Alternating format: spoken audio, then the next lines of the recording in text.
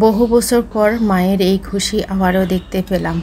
যেই মা ছোটবেলা থেকে আজ পর্যন্ত আমাদের জন্য সব কিছু করে যাচ্ছে, সেই মায়ের জন্য যদি বড় হয়ে যদি এতটুকু করতে না পারি, তাহলে কিসের সন্তান হলাম। আজকে আমরা নিজেরাও মা হয়ে গেছি। এখন বুঝতে পারতেছি মায়ের বেদনা, মায়ের কষ্ট কতটুকু ছিল। যদি বড় হওয়ার পরে আর মায়েকে বৃদ্ধ বয়সেও যদি একটু সুখ শান্তি না দিতে পারি, তাহলে মরেও শান্তি পাবো না। তো কোথায় যাচ্ছি আপনাদেরকে সাথেই নিয়ে যাব।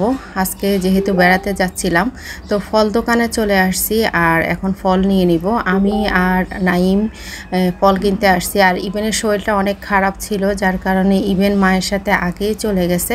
আর আমরা এখানে দাঁড়ায় দাঁড়ায় অপেক্ষা করতেছিলাম আমার বাসুরের মেয়ে এবং কি তার সন্তানাদি, মানে আমার নাতি নাতকারকে নিয়ে আজকে আমরা বেড়াতে যাচ্ছি।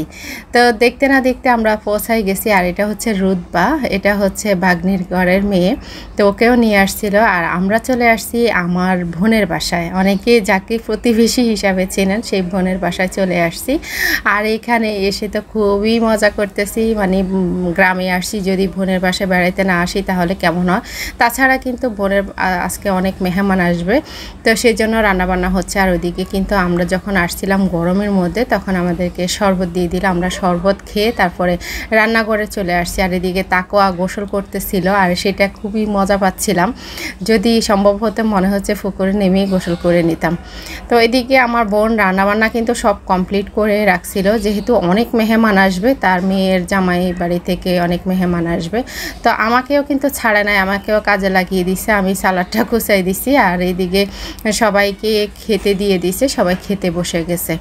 তো আমার মার খুব ইচ্ছা ছিল যে আমি যখন বাড়িতে গেছি তখন আমার ছোট বোনের বাসায় আমাকে নিয়ে একসাথে একটু মজা করবে, একটু আনন্দ করবে। আমরা যদি সব ভাই বোনরা মিলেমিশে থাকি, সেটা আমার মায়ের কাছে অনেক শান্তি লাগে। সেই জন্য কিন্তু মা বলতেছে চল তোকে নিয়ে আসি। আর ইলাপকে ভিডিও করতে নিতেছে, নাইম চেষ্টা করতেছে যখন হা করবে তখনই ভিডিওটা করবে, সেই জন্য ও খুব মজা পাচ্ছিল আর কি। তো যাই হোক, এখানে যেহেতু অনেক মেহমান ছিল আর বেশিরভাগই মহিলা মেহমান ছিল, আর গ্রামে কিন্তু সবাই ক্যামেরার সামনে আসতে চায় না, যার কারণে কিন্তু আমরা অনেকেরই ভিডিওতে নেই।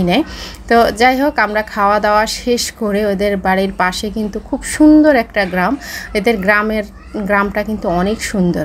তা আমরা ওইদিকে বের হয়ে গেছিলাম সবাই একটু ফটোশ্যুট করতে এবং কি এই গরমের মধ্যে একটু ঘোরাফেরা করার জন্য।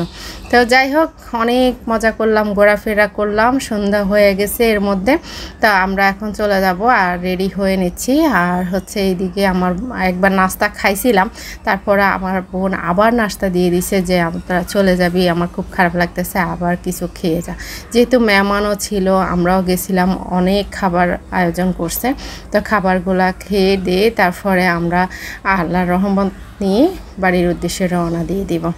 তো আজকের ভিডিওটা কেমন লাগছে, যারা ভিডিওটা পুরা দেখছেন অবশ্যই কমেন্ট করে জানাবেন। আর আমাদের কীরকম ভিডিওগুলো আপনাদের কাছে ভালো লাগে অবশ্যই কমেন্ট করে জানাবেন, সেরকমই আমরা আপনাদেরকে ভিডিও দিতে চেষ্টা করব। তারপরে পাশাপাশি যদি একটু ব্লগ দিই তাহলে ভালো লাগে।